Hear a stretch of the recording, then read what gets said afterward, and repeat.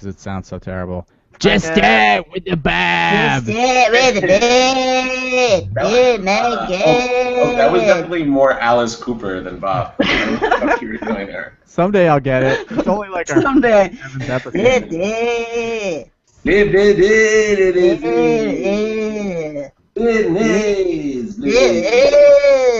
I have yet to do my Bob Dylan as Weed Whacker on stage at a stand-up comedy open mic night, but I will one day. Let's get the buzz. If you want to actually borrow my Weed Whacker as a prop, you could rev the Weed Whacker and then do the Bob and let people hear them side by side. Wait, I'll totally get it. Didn't you send us a text that you threw a tampon in the... You know, Fire, I'm glad you brought that up, because, yes, I did throw a tampon at a stand-up open mic the other night. I don't know why I did it, but... That seems like an act of desperation. Yeah, it's more like I'm trying to hate fuck the entire Boston comedy community, and it's working, because everybody hates me. But... So I was over at a friend's house, and I went to use one of her tampons, and they were Tampax Sport tampons, and I pulled the tampon out of the box and was going to unwrap it, and I noticed that there were inspirational quotes written on the tampons. That is beautiful. And I thought this might come up on this podcast today, so I have a couple of examples right here. Excellent. Yeah. So this one says, face your obstacles head on. Also, focus, focus, focus. This new one says, reward yourself for goals achieved. Also, ready for even the toughest challenge. Are they referring to toxic sock syndrome? Toxic sock syndrome is a scourge in the female society, yeah. I have no idea what they're referring to, but I just imagine that it was a bunch of dudes sitting around a boardroom being like, what do you think chicks want to read on their tampons before they put them in them? Sport quotes. I agree. I would love to have been a part of that meeting. Me too. I think you would have come up with better quotes, though, because there's one that I didn't have here, but it was the one that I closed with, and it says, stretch yourself. Yeah. And that was, yeah. That's the one that I threw. That's the one that I threw into the audience. It did not say stretch yourself. It said stretch yourself. It said stretch yourself. Was it for like a fucking Magnum tampon? What is it? I don't know, but I thought that was pretty funny. NFL themed ones too, called Go Deep. Like, yeah, exactly. What kind of fucking inspirational message is stretch yourself? It's like, stretch yourself. Hey, tiny vagina, this is gonna hurt, but stretch yourself. Right. They should have one that says lube it up. They should have lube it up. Yeah. Yeah, go wide.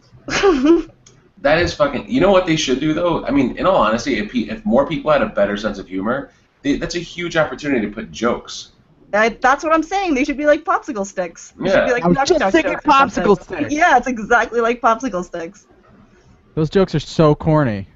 So corny. I mean, I used to use it as an excuse to fucking devour my It's a Kadoozy. Yeah. Fucking 8-foot ice pop, just so I could see the punchline to the joke. Absolutely. You guys, don't I kind of look like death right now for the YouTube viewers? You definitely look ISIS-y. Yeah, I'm pretty... You guys, why did they change the name to ISIL? It's because they knew I was trying to make that joke? I don't think everyone's on board with the change. There's a lot of different people saying different things. That's really fucked up of them to change a name like that. I mean, just when we got comfortable with using ISIS. Just when I was starting to say not ISIS. You know what, though? I will be honest. It is fucking tough to do rebranding for a company. So kudos to ISIS for being able to launch a new name so quickly. Do they have a new logo? They're a very agile organization, it seems. they definitely have a good point. They definitely have a good scrum team. The fact that they were able to pivot like that. What's their new logo? They're a transformational organization in the head. Yeah, they are. A visionary transformational organization. Right. Are they poised for IPO this quarter? Yeah. I thought that's what Alibaba was. I thought they should Alibaba. Liz, use that in your fucking stand-up. Yeah. Go to an open mic right now and say this IPO because Alibaba was on Wall Street. Yeah. I still don't understand what Alibaba is.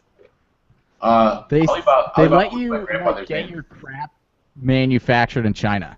It's like basically a marketplace where like Chinese factories like make themselves available to whoever around the world. Like if you have an idea for like like a lawn gnome, you can like contract with a Chinese factory to manufacture your gnome. Cool. I mean, and then they also behead British journalists on video. Yeah. I can't wait to use Alibaba to commission all of our coming in sideways swag. Yeah. Exactly. But like the minimum order is like 100,000 units, so we're gonna have so many floating keychains. Right, our beer koozie stash would be. We wouldn't be able to have enough contests to get rid of it all. Thank God you have a garage now. Oak. Here's a contest. If one person tweets at us ever, we'll order 100,000 units and have them shipped to you. Current listeners excluded. Current listeners. It has to be someone we do not know that tweets at us. Would it be the definition of irony if you drown in a swimming pool full of floating keychains? Yes. But that would also be a much cooler thing for Scrooge McDuck to dive into, because I feel like a fucking pool full of coins would hurt so bad. Sorry, you'd be paralyzed after the first try. You'd like get the diving board and like do like the arch and then like dive in and then your neck would be shattered and you'd never walk. Shattered? You cannot dive into a fucking pool full of coins. That is ridiculous. Well, he's like 100 too. I mean, please. Well, if you remember, he was the only one who with osteoporosis. He was the only one who could do it. When Magic could dispel his arch nemesis, that fucking hot duck bitch, when she would try to do it, it hurt. So you know what? Yeah, how's this for a conspiracy theory? Scrooge McDuck's safe actually didn't have any fucking coins in it. It was just a bunch of water with some painted wooden coins floating on the top. Yes. It was a fraud. It was totally fraudulent. It was all for show. Right. He used the whole thing to get his business partners to think that he had a bunch of money that he didn't have so he could make deals. It's kind of That's exactly what Alibaba did. It's kind of like my checking account. Yeah. A bunch of gold-painted wooden coins floating around. Do you want to know something that really embarrassing that happened the other day? So I have a bit more embarrassing than anything is that I have a Banana Republic credit card, but it got declined last week, and it wasn't that I was over my limit or anything, but it was so embarrassing because I was out with coworkers and we were picking up lunch and everyone's waiting on me, and then the woman goes so apologetically, she's like, "I'm so sorry," and I was like, "What?" And she goes, "It got declined." And then Wait, you bought lunch at Banana Republic? I didn't know they served food. They do. It's Banana Republic. I know it's got banana in the name, but I didn't think they had sandwiches or anything. Even cooler, I have the fucking Banana Republic Visa, which I can use at salad places by my office. So fucking GE used to own it, and then they switched to a new owner, like Synchronicity Bank or something. Synchronicity, yes. And then they fucking sent a new card in the mail and didn't warn me, so my old card wasn't valid, and now all my coworkers think I can't afford my $14 salad daily, which is fucking bullshit. Fucking bullshit. That shit was so embarrassing, I swear. Byram, do you have a huge pile of unopened like credit cards? Yeah. And, like, yeah. Do bill notifications and the House of Sand and Fog pile. That's what I call it. House of Sand and Fog pile. Mail that you just can't bear to look at, so you're like, I'll open it tomorrow. Right, and then before you know it, your house is being repossessed. Right, and you're like, what the hell? Well, I didn't see that coming at all! They're sitting right there. Somebody send me... Why doesn't everybody just email me when all my things are being repossessed? I don't open mail. That's ridiculous. Two things I don't do. I don't open mail. I don't answer the phone. If you want to get a hold of me, you fucking email me. That's... Dude, I can't... If I can't pay a parking ticket online, I'm not fucking paying it. That's ridiculous. Fuck you, Brookline. I'm just picturing you in an enclosed porch holding a rifle. You're like, I don't open mail. I don't answer the phone. That mail could be bombs, and the phone could be rifle. Yeah. I'm assuming that there's ricin in every single piece of mail. They call you on the phone and they scream at you in Arabic that they are going to cut your head off. That's just me telling you open the door. I'm outside. Wait, isn't ricin good for you? No. If by good for you meaning like incredibly painful death, then yes. Oh. No. I thought it was like Baba Ganoush. No. It's different. Yeah. It's a lethal poison. Or so I'm told by the television. Mm-hmm. I can't wait till Risus IPOs for like $23 million. Hey, when are we gonna IPO? I know, right? So I've been meeting with our board, and we're projected in 2027 to IPO. What's our stock value gonna be? What do you mean? Infinity? No, I just meant our IPO, our initial public offering, was when people start listening to our pod. Oh, okay. You know, actually, we've been offering our pod publicly for like a year now. I know. Nobody will Wait, buy we gotta do a special anniversary episode in November, because I think. Yeah, what episode is this? Do we know? I don't know. I stopped even listening to them on iTunes. I just pray someone else is downloading them. I actually just started listening to it, and I'm extremely proud of what we do. We definitely have come a long fucking way. If we should, you know what we should do for our anniversary episode? We should listen to a couple of snippets from our first episode where we were all like, And the weird thing about our initial podcast was that we were all like so nervous talking to each other, like we haven't known each other for thousands of years. It was like we thought people were listening. Right, exactly. What are you, It's like what's just the matter with sitting you? around shooting the shit. There's nobody listening. But such Guys. a relief that nobody's listening. We have 35 episodes. In the books. So All right. No, we have to have more than that. this is episode 37. That's all we have? Yeah, and then there is the lost episode. Episode 27 is the episode that got destroyed by Google. So I skipped that number in memoriam.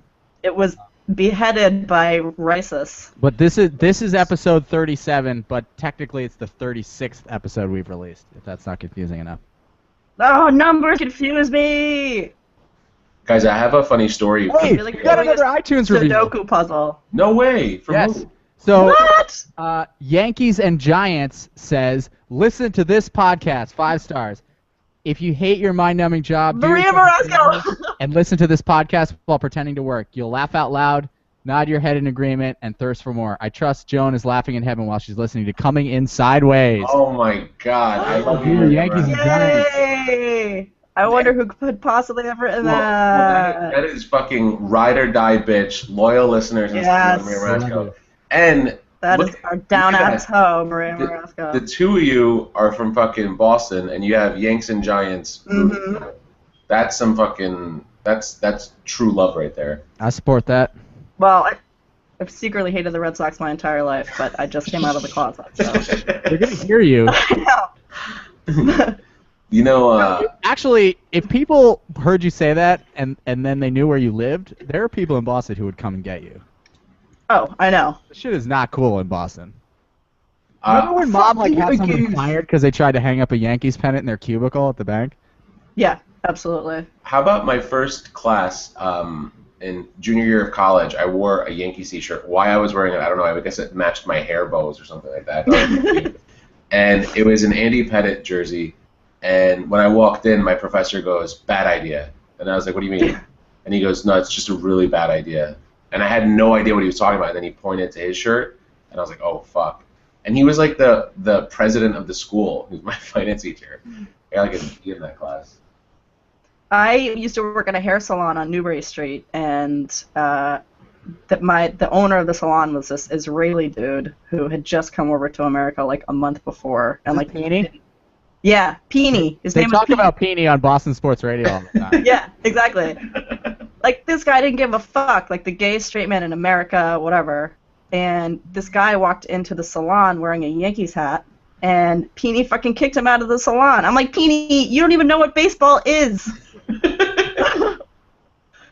He literally had no idea what baseball was. He kicked the guy out of the salon for wearing a Yankees Well, hat. He has somehow become like a institution in like the Boston sports community because like It's the 'cause he radio cuts guys Tom talk Brady's about hair. Peony all the time. Yeah. Yeah, because he cuts Tom Brady's hair. And because Tom he Brady's like friends with his kids. and Remember when because, Mom thought you and Tom Brady were gonna get married?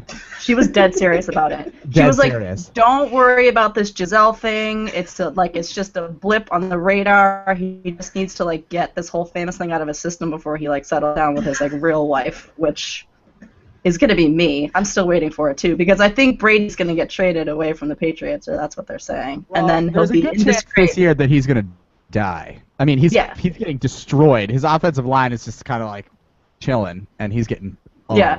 So. Well, Liz, doesn't your PR maven Jen Savage have you going on a date with Tim Tebow this weekend as a backup plan? Yeah. The whole Brady thing didn't work out. Yes, my PR maven has arranged that, but Tim Tebow is actually just this guy that lives. Is he a nut? I don't really know. We have really similar religious views, I think. I don't follow. Obviously, I'm no sports mathematician, but there was somebody who tweeted the other day that said, if you're at a bar watching a football game and there's a guy sitting next to you drinking like Molson that looks like Tim Tebow, chances are it's Tim Tebow. I thought it was funny. Speaking of embarrassing things in quarterback news, have you guys seen the Drew Brees Wrangler ads? Are they worse than the Eli Manning Dunkin' Donuts ads? But also not quite as bad as the Tom Brady Uggs ads. Did you say ringworm or wrangler? I couldn't tell. Wrangler. Also all of the above. Because doesn't Drew Brees look like he has ringworm on his face? I realize that's a scar, but it does look like ringworm. He does. He's one of those very like pink, wormy looking dudes. Like he always looks like he always looks like he just like he always looks like he has like fucking Benadryl on his fucking skin, right? Like Caladryl. He could be an extra on Game of Thrones, I think. Yeah. I haven't seen them. Are they hot? Are they similar to the who used to do the Wrangler ads? The Green Bay quarterback, Brett Favre. Oh, I don't remember those ones. I don't know. I just was sitting in a sports bar the other day and they came on, and it was really embarrassing. No, they're not hot because nothing having to do with Wrangler jeans is ever going to be hot. I don't think I've ever worn Wrangler. I want to say I have a pair of Wrangler jeans that are really comfortable. Of course you do. I don't know. White trash son of a what kind of bitch. fucking jeans I have. You white trash son of a bitch. Wrangler jeans are always, first of all, they can never fit you properly. They're no matter what size you get, they're always gonna fit you like 4 sizes too big. They definitely. Because they're made for like Andy from Toy Story. Yeah, they're definitely. Here's a gripe that I have. You can't get fucking jeans that fit anymore. No. So every store I go into to buy jeans, like even like they're like regular jeans, normal people jeans, they're fucking skinny jeans. Everything's fucking skinny jeans now. Yeah. And if that's not enough, I bought some jeans online the other day, and I was like, fuck, because like you know what, if you go to the actual store to buy them, they all cost like fucking $300 now. So I found some jeans online, and I was like, I don't want fucking boot cut because I don't want to look like I'm 1997.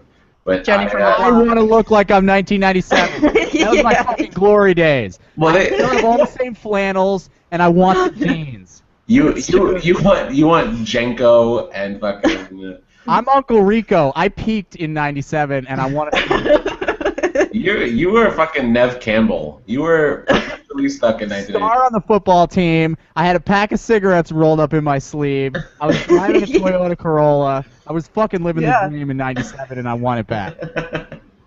Well, they fucking confuse you even more with sizes now or fits because there's slim fit, then there's skinny jeans, and then the ones I'm wearing right now, and lucky for you, you can't see them. They're called Slimmy Straight, and I was like, fuck it. I'll be damned if I don't buy these Slimmy Straight. Slimmy Straight.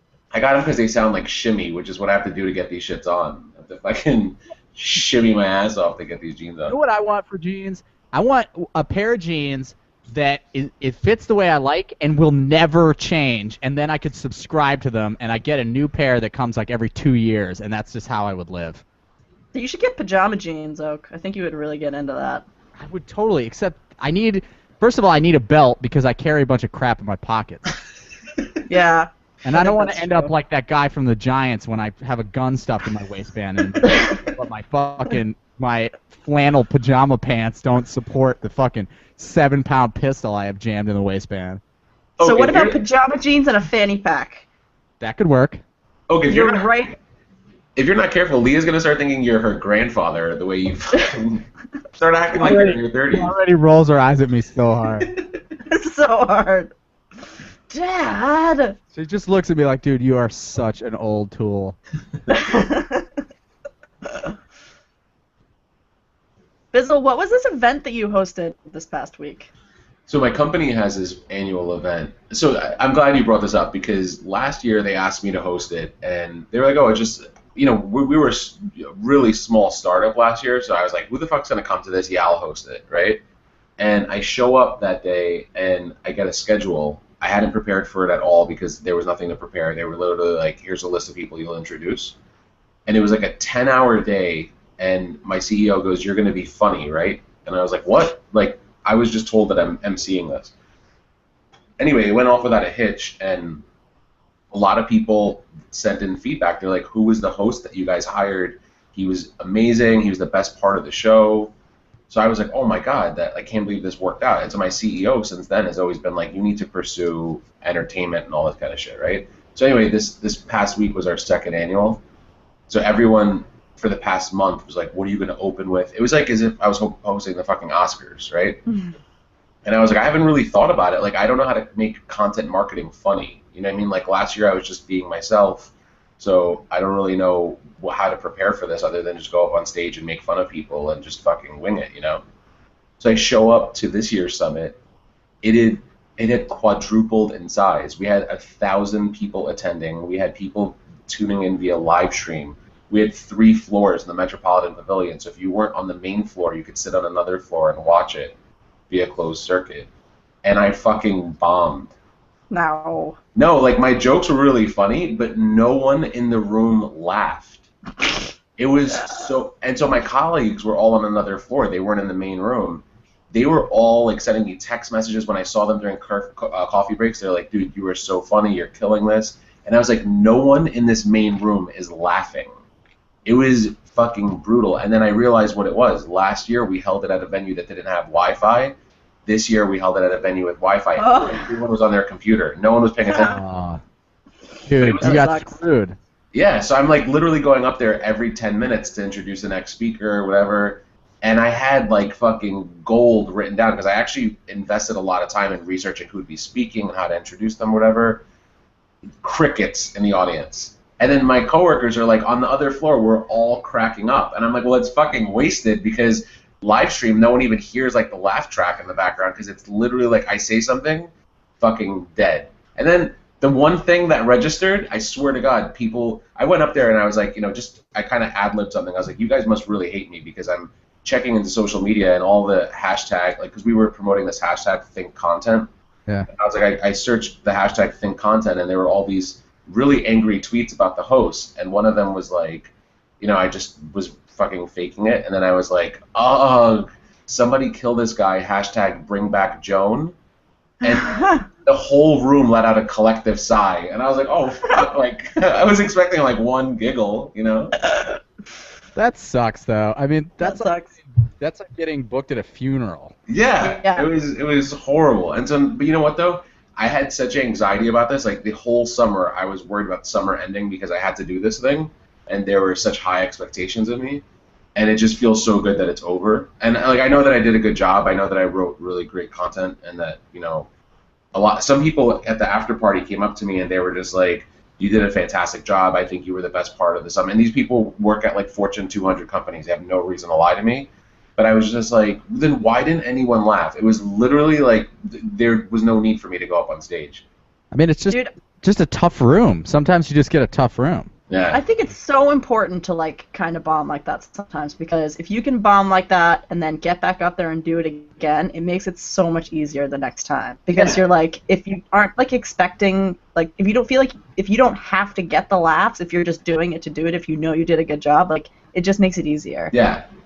You're right. I was absolutely like, because there's been people who host like the Oscars or the Grammys and shit like that, and they have really good years and then they have bad years and they come back and they're good again, and it's like, Yeah, exactly. I knew, basically, I'm glad that I didn't fail because like I was myself. It's not like I tried to be someone else. You know what I mean? It's not like I was like, oh, let me make it a little bit more highbrow humor because these are executives and they'll find my stupid shit not so funny.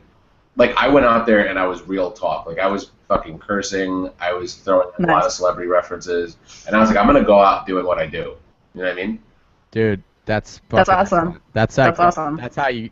I mean, I think that anytime you come across like a comedian or performer who's like super talented and funny, you always find yourself being like, man, it's so genuine. You know what I mean? Like that's what like rings true with people is like being genuine. And you and so quickly you can smell out someone who's not like being themselves or is trying to like pander to the audience or whatever. And just the ability to go up there and do it, even in like an unfriendly environment, is like clutch. So well, I was trying to incorporate the audience so they felt more involved. So I was like, the Billy on the Street skits with Billy Eichner where he like just runs up to people in the street and he's like, blah, blah, blah, like asks some questions.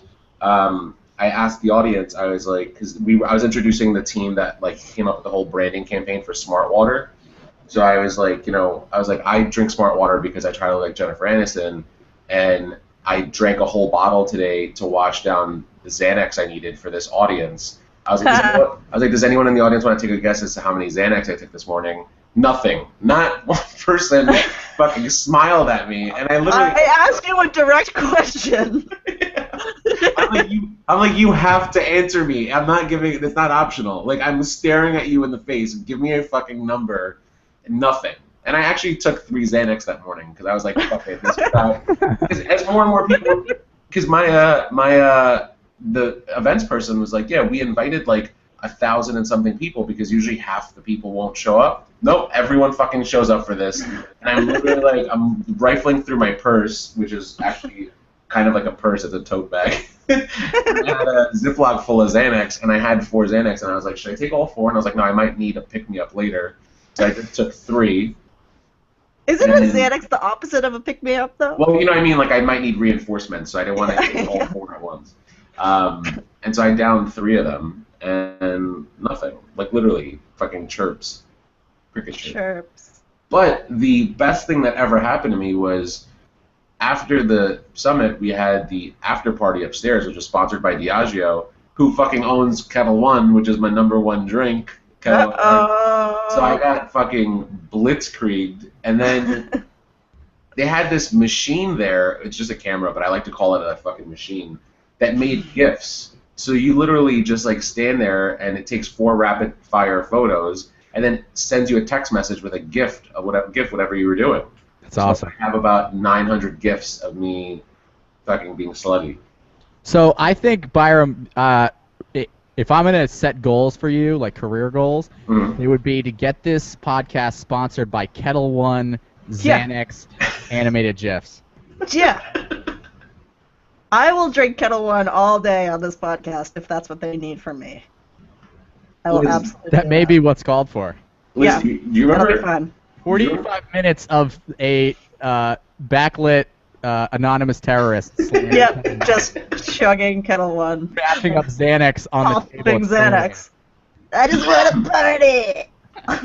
You don't know. One of my coworkers sent me a text message. So you guys have an NDA, right? We all have NDA agreements on this podcast. And full disclosure, one of my coworkers was terminated basically a month and a half ago for being inappropriate at a company event, getting wasted. Oh no! Yeah, so I literally just, I hadn't eaten all day. I had just taken Xanax, and I may have had a drink in the shower on Thursday morning. So when the summit was over, I was like, fuck it. I beelined for the bar, and I had them doing double pours just because sometimes they're fucking stingy, and I was like, I need fucking like full glasses of vodka. So I had literally in the first hour, I probably had like 8 or 9 just vodkas on the rocks. And I'm literally tearing it up on the dance floor. And when I'm not dancing, I'm out at the fucking photo booth. So I look at all these photos on Friday morning. I took the day off. And I'm looking at all these photos. And my coworker, he's the best. He's like, he's always drunk, always high. I have no idea how he's still employed.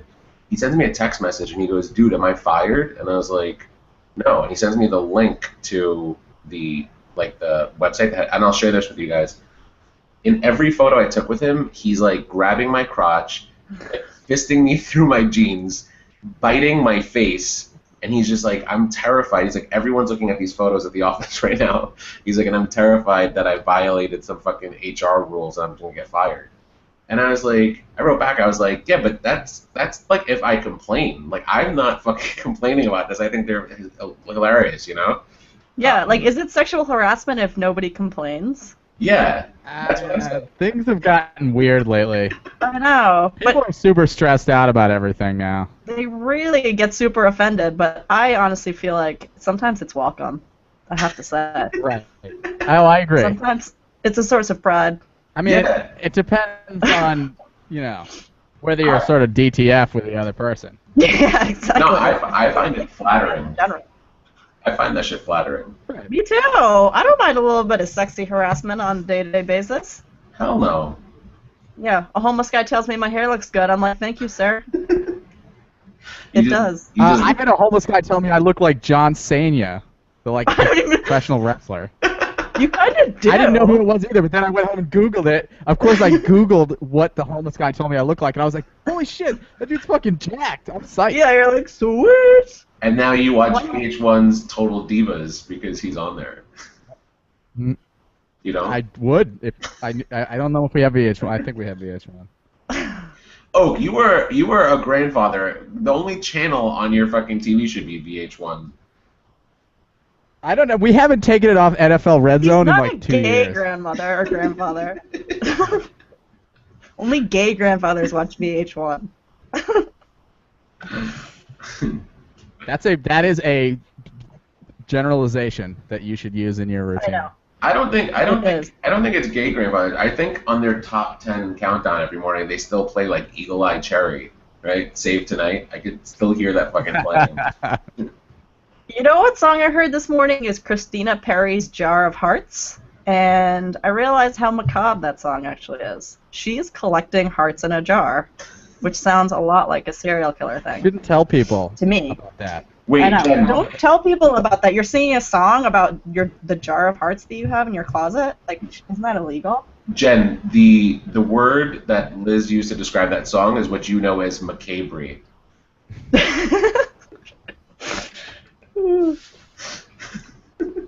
Listener. You guys want to do some picks? I have a pick. Yeah, I don't I have like fucking know 100 why. this week. I have like 100. Um, Oak, you start, because I'm sure yours is legitimate. I have my pick up. My pick is the book Way of Kings by Brandon Sanderson. It's a great like fantasy book. It's just really entertaining if you're into like it's a little bit of stuff, but anyway, it's really good, really well written, great characters, really exciting. I'm like 10 pages from the end, totally loving it. Looking forward to reading the like rest of the books in the series. So, Cool. Way of Kings by Brandon Sanderson is my pick. Oh, also, I'm gonna go back to the well. Pick fishing again. Again, fishing. This weekend, I'm going to Vermont with some buddies, and we're going fishing. So I got my Trilene extra tough 6-pound test. I got my little bass rod. And I got my favorite Gary Yamamoto custom rubber baits. Gary Yamamoto. These are the best. They cost like $10 for the package, but I still bought them.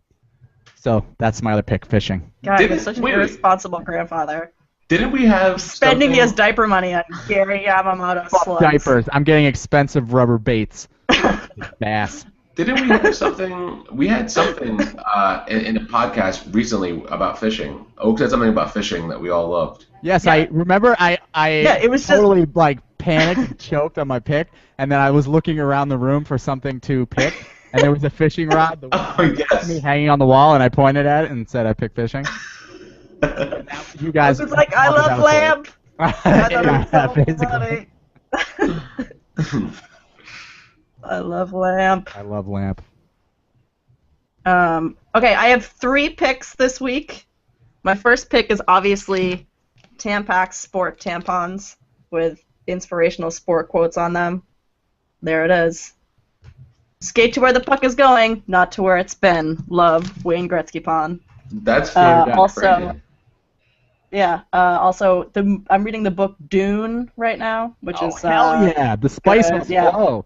The spice must flow, so that's Pod kind of must awesome. flow.